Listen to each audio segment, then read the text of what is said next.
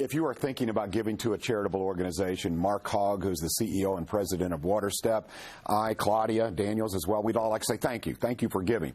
But if you want a really good choice, WaterStep is that, because they're all about safe water, health, and hygiene. It's a great story, 25 years. Happy anniversary. Thanks. Happy anniversary to you, too, John. You've been a big part of this. I mean, I think this is our 6th year doing just this gig, just this show. I think it's our 6th year, and it's because myself, the producer, the whole WAVE3 news team believes in what you do. Yeah. So we're better because of it. It is a good choice, but we talked a lot about the bleach maker, and that's a large part of what you do. Sure. If you come into a natural disaster, and there's been plenty of them, Georgia, Louisiana, we can talk about Hurricane Laura, but also it's about safe water as well, right? Exactly right. We're about safe water, sanitation, and health. Disinfection plays a big role in that.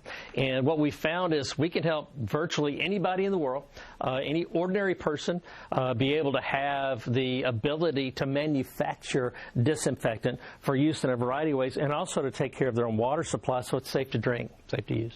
Let's talk a little bit about some of your global efforts. Ecuador.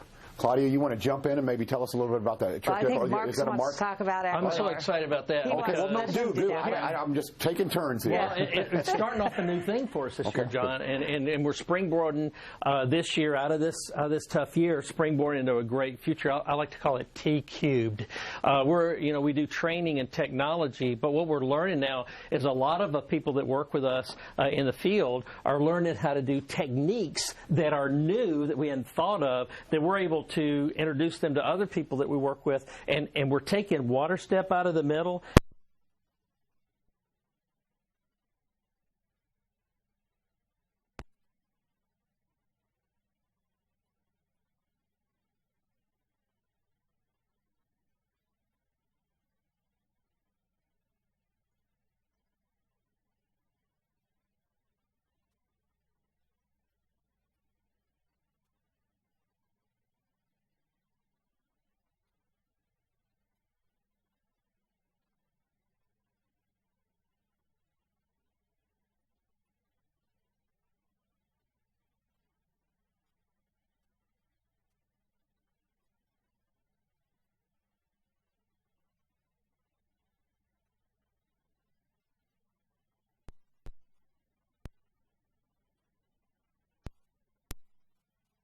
Community leaders, and she said, well, now we don't have to drink water and take medicine. We can just drink the water. Wow. It's huge. See, isn't that it's sad that I can't even put that two together. I can't wrap my mind around that. Yeah.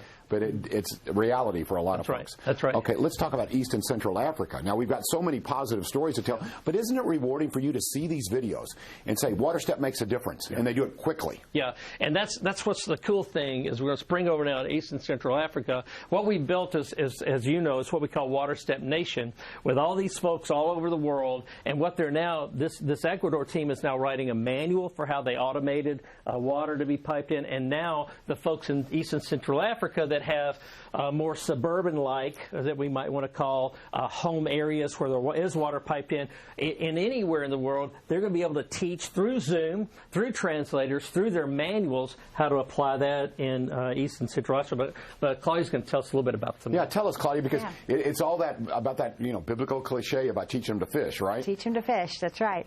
In East and Central Africa, we have a really large presence. We have what we call field consultants throughout several countries, and these field consultants are the ones that are actually doing the work, and WaterStep is just cheering them on and teaching them.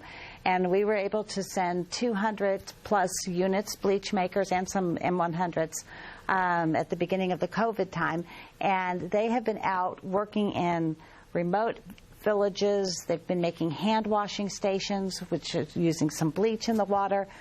They have hand washing stations before you go into a community, before you go into any grocery store or anything. They have built hand washing stations.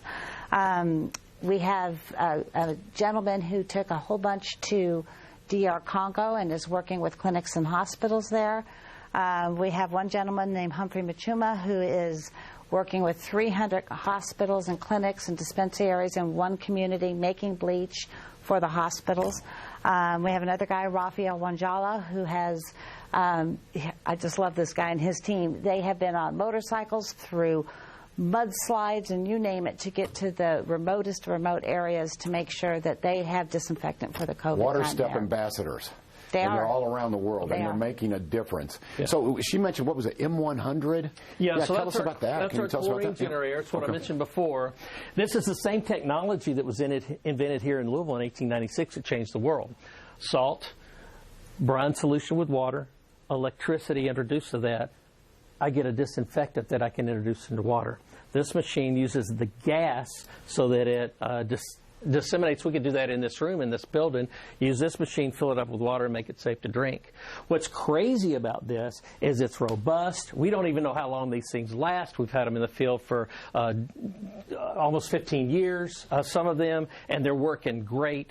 But that is a game changer because a young teenager can learn how to use that. And so then, like I was saying earlier, that T3, that technique piece, that tool has given an idea to those folks in Ecuador who can now talk to these folks in other parts of Africa and other countries on how to apply that simple technology in new ways.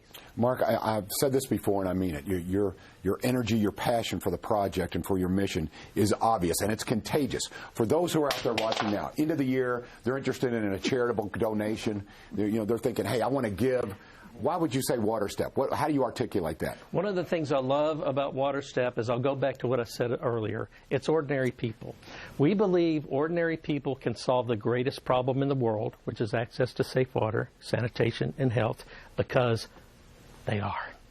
We've been doing it, we've proven it, and we can solve this problem.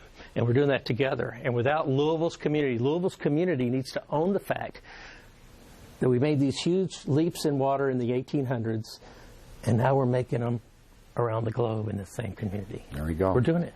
You're the Bill Gates of Louisville. Well, he's doing a lot with sanitation. Well, he's pretty smart. He did that computer thing. Yeah, That's pretty he did okay with that. That's right. Okay, Mark Hogg is doing okay with it. And you can join the team at WaterStep.